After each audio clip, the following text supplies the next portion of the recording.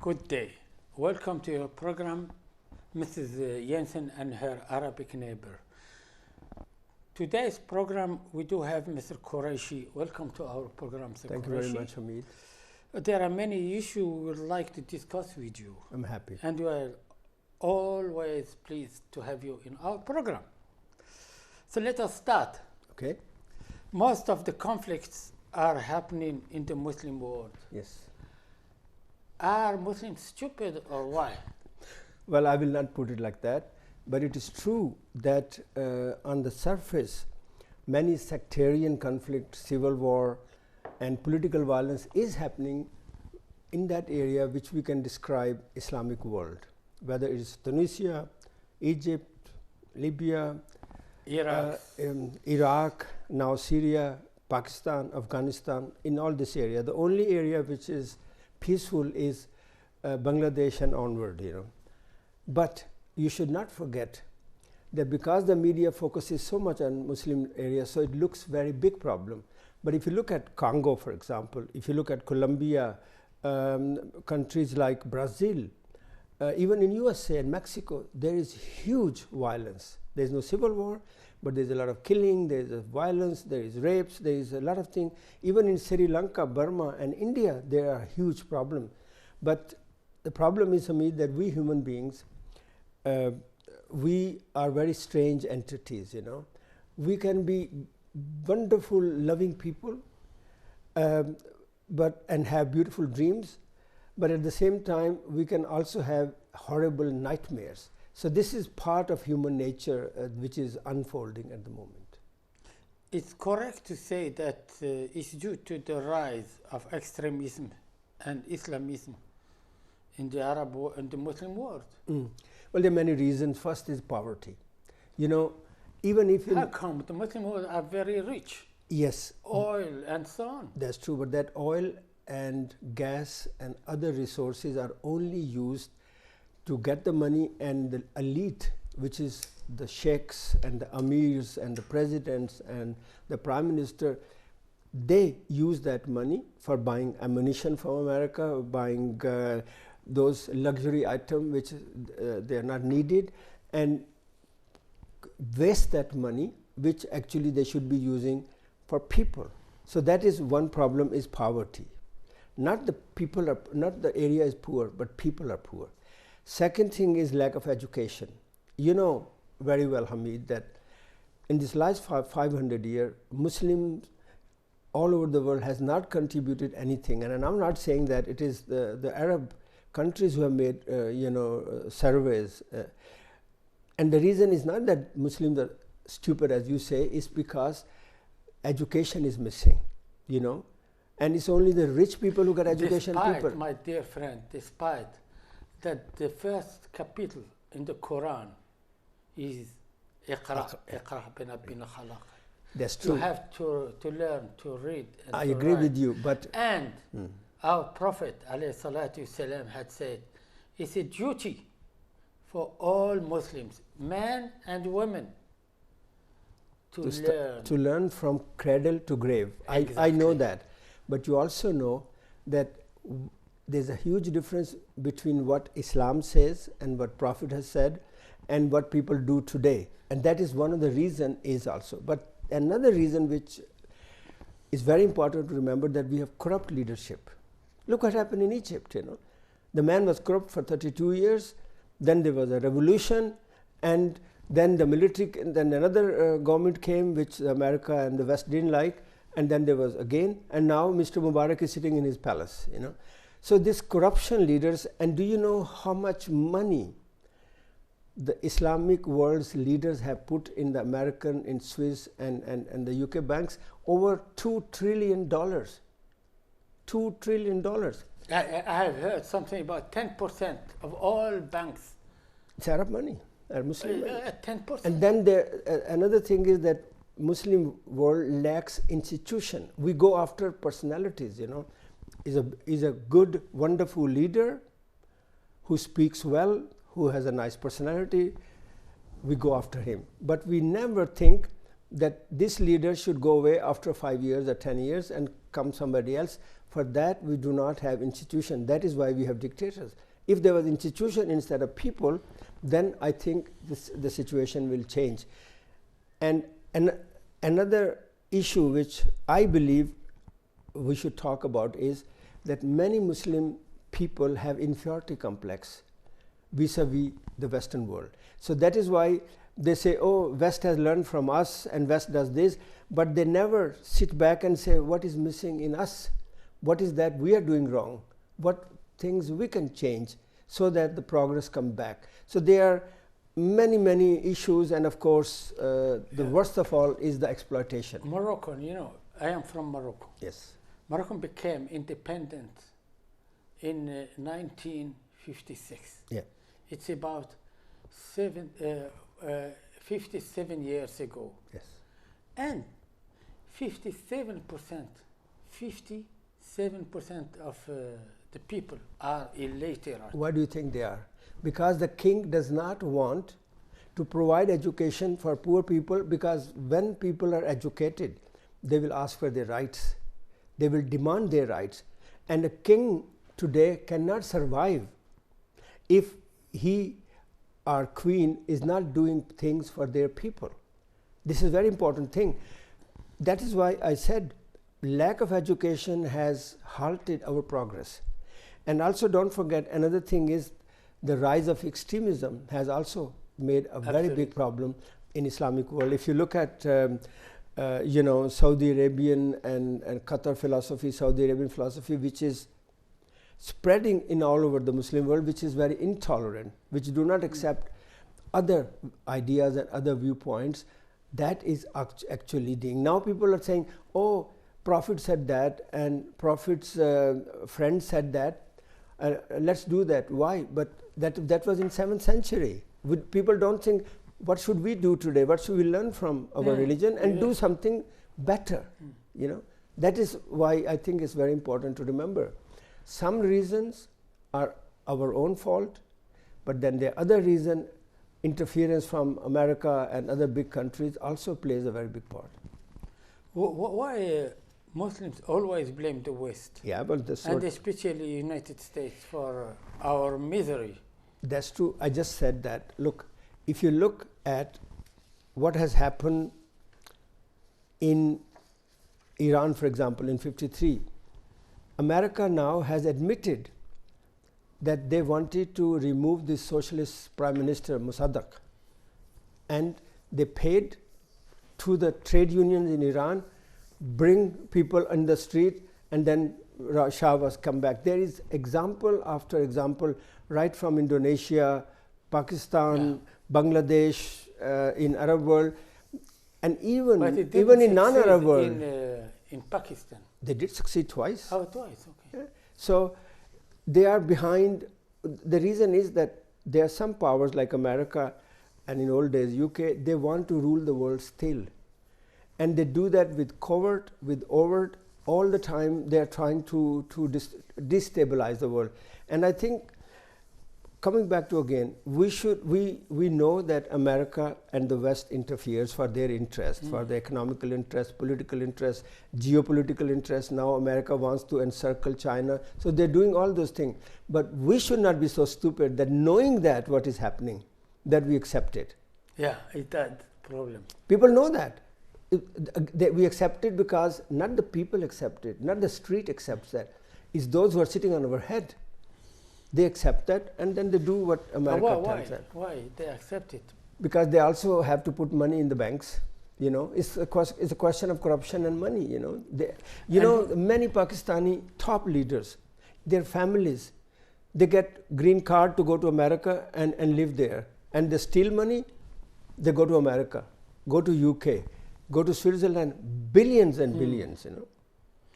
For instance, according to Transparency International, all Arabic words and Muslim words are more corrupt in the world. For instance, Denmark is the most less corrupt country in the least, world. Yeah. How come? Institutions. That's what I'm saying. Corruption comes when poor people are poor and they can't make end meet. For example, if your pay is not so much and you have to send 4 children in school, you have to have food, you have to have clothes, you have to have a little car, you have to have a nice place to live, but your salary is not enough. What do? You go and become corrupt. So, and you become corrupt because the state don't make sure that the money which the leaders, corrupt leaders, put in banks outside, they should be used inside the country. Look at Libya, for example. Yeah, for instance. Yeah. Libya had so much money, and even Gaddafi has done a lot of work for his people. But when it came the time, the people turned against him. So it's very important that people in Islamic world, any Arabic world, should realize now that they need to strengthen democracy, they need to strengthen rule of law, and they should make institution, because people go and come, leaders go and come, institution stays. That's why Denmark is so progressive, and Sweden and other Western countries, because here you don't go to the police and give him 500 krona for as a bribe. They will put you in jail. So I think corruption has a lot to do with standard of living. If we provide... what about religion? Well, I don't think that religion says people to be corrupt. Actually... on the contrary. That's what I wanted to come. Our Prophet had said that it's not allowed to be corrupt. If you are corrupt, you are not Muslim. Exactly. And what people do it. Well, that we come back again. Hamid, if you have 4 children, okay, and your salary is not enough for food, what do you think people will do? People will steal. People will get money for things they will do under the table. If they are Muslims, but they don't need to steal. That is a different thing. But the problem is that Islam does not give you food or housing or medicine. It's the government who should provide those things. The state. Exactly. State should provide. But the problem is, look at those countries where they have Islam as an official religion. Pakistan, for example, Afghanistan, Iran. Look what is happening there. So I think my wish is we keep the religion separate. We learn from religion as moral guide, but we do not put the religion into running the state. And I will give you an example. I was in Istanbul last week, and last year, in 2012, I met the president of Turkey, Mr. Abdullah Gül, wonderful person, and I asked him this question. I said, Your Excellency, people in Europe and in America call you Islamist. Is it true? He said, first of all, this word Islamist does not say anything to me. You know, it's a Western construction. Secondly, we are Muslim. All Turkey, most Turkey is Muslim, 99%, but we do not mix religion in running of the state. We run the state as we think is good for our people, for our progress. We build infrastructure, we build factories, we provide banking, we provide education, technology. Their religion has no role to play. Religion has a role to play that I am not corrupt. He said, because I'm a Muslim, or I'm a Muslim background, that is why I'm not corrupt. And there I think it's beautiful that if religion can help Muslim people to be not corrupt, to be kind, to be nice to your neighbor, to be nice to your children, to your wife, to your husband, make a good character. That where you can use religion. You know, in the Transparency International survey over most corrupt countries, Morocco is 88, Turkey is 38. Turkey is not corrupt. Your country, Pakistan, 122. I'm sure. Poverty. Poverty breeds corruption. It's as simple as that. Why do you think people are not corrupt in the West? Because they have food, they have education, they have house, they have clothes. That's why they don't need to be corrupt. People are not born corrupt. People become corrupt. Become corrupt. That we should remember. That is true. For instance, we want all have cars and television and so on. You can see in China, for example, China used to be the least corrupt country in the world. Now they are coming more and more money, the standard of living is increasing, people poor are poor, but rich are rich.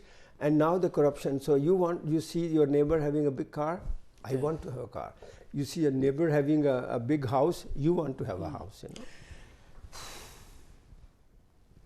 Why we always blame others? It's easy to do that. Huh? It's very easy to do that. Yeah. Because, Hamid, to look into yourself is the biggest challenge. To admit your mistakes.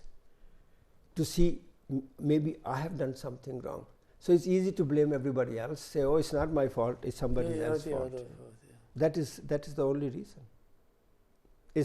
But everybody does that. It's not only the Muslims who do that. I know. In Denmark too. But being Muslim is not special. Excuse me to say. No, I agree with you. Okay, because according to our Quran, our Prophet, we must not be corrupt. But it's a moral thing. Nobody should be corrupt, whether you're Muslim, Christian, Hindu, or any other religion follower. Yes, but especially in our Quran. But how many people understand Quran? How many people follow Quran? And how many people practice it? You see, it's a very different thing. As long as the Muslim world was holding to the moral principles of Islam, they were very big power. No sooner they become king worshipping and working for money and prestige and power, everything went out. So it's very important for people I would like to ask you about something else. Yes. Which role play Wahhabism and Salafis? Yeah, well... I am a Muslim, I don't understand. Hamid, we come back to again what Quran says. Quran does not mention any sect. At today we have 72 different ways of living life as Muslims, they call sects. And Wahhabism, an ideology which comes from Saudi Arabia, it's come from 1703, in the 18th century. There was a man called Muhammad ibn Abdul Wahhab. He was a scholar, and he wanted people to live their life very simple, according to the life as Prophet and his companions did. Idea was okay. But the problem is that when you put those ideas in 21st century or 20th century, then you cannot make it practical.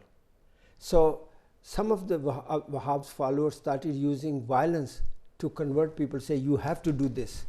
And that is why if you go to Saudi Arabia, they have a moral police which is running around people, say don't do that and don't do that and not go to the mosque.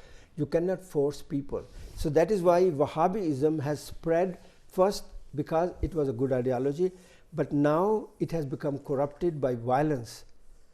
And because Saudi Arabia has so much, in Saudi Arabia. It came from it's Saudi for that Arabia. woman in Saudi Arabia don't drive a car. Yeah, but Islam doesn't talk about that. It is their interpretation. Look, there is a hadith where Prophet says, if you have to go to China to acquire knowledge, you should go. He didn't say only men can go. It was for men and women.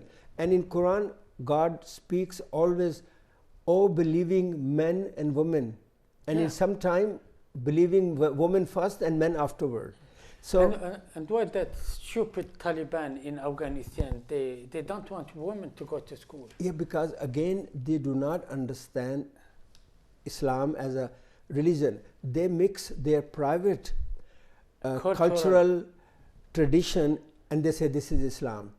I mean, look in the neighbor country, Pakistan. We had women prime minister twice. We had the women leader of opposition and women leader of National Assembly. We have fighter pilots, we have doctors, we have engineers. So there's nothing to do with Islam. It is the lack of education which makes Taliban to say what they say. So it's very important for our listeners and our viewers to understand that all what they see in our world, in Afghanistan, this violence, this killing, suicide bombing, and so that has nothing to do with Islam. This is actually hijacking of Islam. I'm not a religious person, but I know that when I was young and we were growing up, these things which you see today, it was unheard of. It never existed. So there's extremism, and suicide bombing and bigotry and intolerance, it has nothing to do with Islam. I'll give you a very quick example.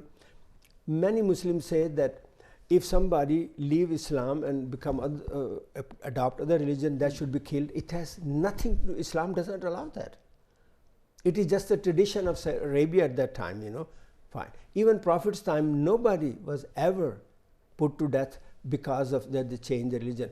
Prophet's own uncle, Abu Muttalib, he never became Muslim, and he protected Prophet. And the same goes for example, homosexual. There is no death sentence in Islam in Quran. I have read Quran many times. Not one place Quran says that you should kill people if they are homosexual. Not at all. So it's not allowed to have sexual. No. It's Quran. Anyway, it's a long discussion. Islam says that when you discover that some people are practicing same sex, you should admonish them. You should tell them not to do that. If they don't listen, then cut the relationship with them, but not go and beat them up or kill them. Nothing. Just, you know, isolate. But it's not only Islam. Judaism, Christianity, all religions are against homosexuality. But today it's accepted in Denmark, in other European countries, even in some Muslim countries, there is homosexuality, a lot of homosexuality. I know. In Pakistan, in Morocco too. But they don't talk about that. In the West, it's taboo. In West, they talk a lot about sexuality, but they are very little active. In our country, they are very active sexually, but they don't talk about that. That is the difference, you know. Can progressive people in the West be of any help? Absolutely. I was in. How come? How? I will tell you how. I was in a conference about Islamophobia last week in Istanbul, and many of the scholars who are non-Muslim, for example, John Esposito, many other scholars, it was a pleasure to listen to them.